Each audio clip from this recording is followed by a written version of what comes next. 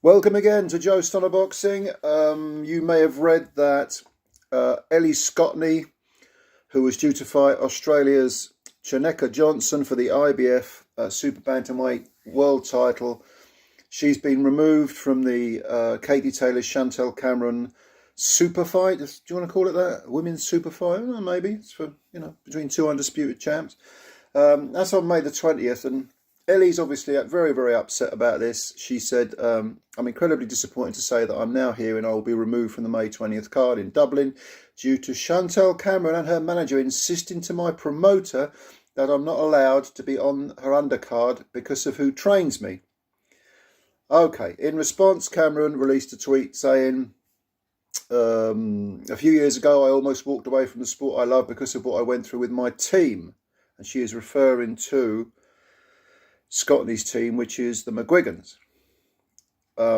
I would have hoped that she would have understood the situation, how important our mental health is going into fights like these, especially as the away fighter in Dublin, where Katie is hailed as a national treasure. The last thing I need is more intimidation. Okay, so let's do a bit of sifting through this. So Cameron has asked for Scotney to be removed from the card, and Eddie Hearn has agreed to this.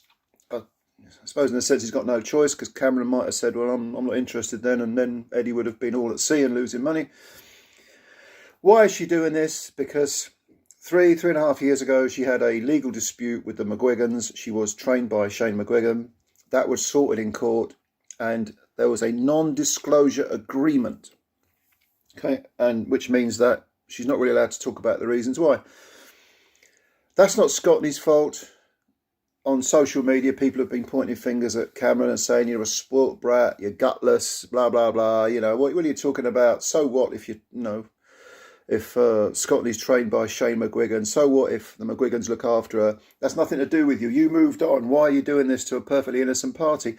And in fairness, Cameron has apologised about this. But you have to ask, well, number one, why is she so, as to use her word, intimidated by the McGuigans? I thought it had all been sorted. I thought that, it would all been sorted in court and she's moving on with her career. She's now with Jamie Moore. Why does she feel the need to deny a fellow professional, one of her peers, a chance at a world title? That doesn't seem fair at all. Now, if she's scared, literally physically scared, then number one, it's a police matter. Literally, it's a police matter. If you feel someone's going to iron you out or whatever, or still bears a grudge and is going to get violent, then why wouldn't you report it to the police? And number two, such a legal issue would almost certainly invalidate the non-disclosure agreement. So it would probably all blow up and come out. The reasons behind it. I don't know the reasons behind it. I don't have any inside information at all, but the innocent party here is Scotney, because she's suddenly sort of got this opportunity on a massive card. Now suddenly the rug's been pulled from under her. It doesn't seem very fair. The second point is, Cameron, as a fighter, can talk about mental health all she likes, but can I remember hearing another occasion where a fighter said, I'm not fighting if that person's on the card? Isn't there a restraint of trade thing going on here? Couldn't Scotney say, right, I'm taking legal advice. You have intimidated my promoter to take me off the card. I am losing money. I'm losing opportunities. You're ruining my career. I think there's a very strong case, potentially, for Scotney to say, I'm taking legal action against Chantelle Cameron and her team. And with the backing of the McGuigans, if the McGuigans are vindictive against Chantelle Cameron even now, I think that would be quite a big stick to wave.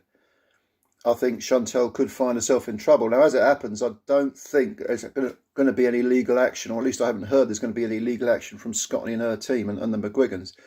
But like I say, if they're vindictive against Chantelle Cameron, she seems to have left the door a little bit open here for them to come at her. And people have said, mental health. You're talking about mental health, Chantelle?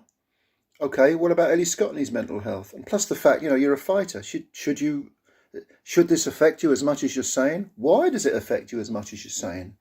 Are you saying that absolutely everything has to be perfect before you fight? Because you're going to have a long wait. Things are never perfect. How many fighters, male and female, go into boxing matches with physical injuries, or where they're not mentally prepared, fully, they've got things on their mind.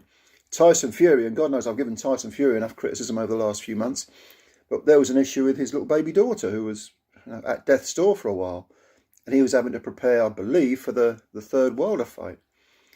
I remember going back, way back, Joe Calzaghe was having marriage problems when he fought, I think it was David Starry, and it was a very uninspired performance. He got the job done against Starry. Starry went the distance. But sometimes you've got to bite the bullet and just get through it. And the last thing you want to be doing is trying to undermine another person's career. Unless, again, the non-disclosure agreement means we don't have all the information. But unless there's stuff where Scotney and all the McGuigans have been really vindictive against Cameron in the past, in which case it's a legal matter or a police matter, then I don't see how Cameron should be allowed to get away with this. I don't get it. Look, maybe you have a different view. If you do, leave your comments below, because I'd be interested to sort of discuss this and debate it a little bit, or maybe you're going to come up with something I ain't thought of. That's fair enough. But let me know your opinions. Thanks for watching as always. Leave your comments below and subscribe to the channel if you're new. Give it a good old right hander, good old left hook on the likes as well. That always helps. So I want to build the channel up. So again, thanks for your time. I'm looking forward to reading your comments, and bye for now.